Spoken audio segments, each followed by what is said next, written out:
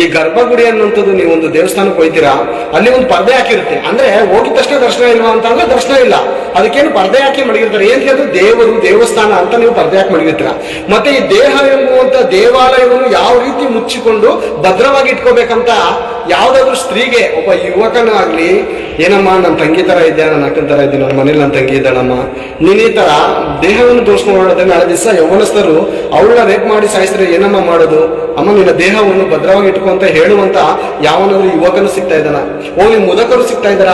ಹೋಗ್ಲಿ ಒಂದು ಅಂಕಲ್ ಆದ್ರೂ ಹೇಳೋರಿದ್ದಾರ? ಏನಮ್ಮ ನೀನ್ ಈ ರೀತಿ ಹೋಗ್ತೇನೆ ಅಂದ್ರೆ ಇವ್ರು ಏನಂದ್ರೆ ನೋಡ್ಬೇಕು ಅನ್ನುವಂತ ಆಸೆ ಇವ್ರಿಗೆ, ಅವ್ರು ತೋರಿಸ್ಬೇಕನ್ನುವಂತ ಆಸೆ ಅವ್ರಿಗೆ. ಯಾರಿಗೆ?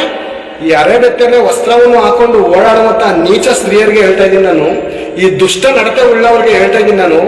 ಇವರ ನೀಚ ನಡವಳಿಕೆಯಿಂದ ಅನೇಕ ಚಿಕ್ಕ ಪುಟ್ಟ ಮಕ್ಕಳ ಮೇಲೆ ಬಲಾತ್ಕಾರ ನಡೀತಾ ಇದೆ ಪ್ರಿಯರೇ. ನೀವು ಆಲೋಚನೆ ಮಾಡಿ, ಈ ಕಣ್ಣೆಂಬುವಂತ ಕ್ಯಾಮ್ರಾದಿಂದ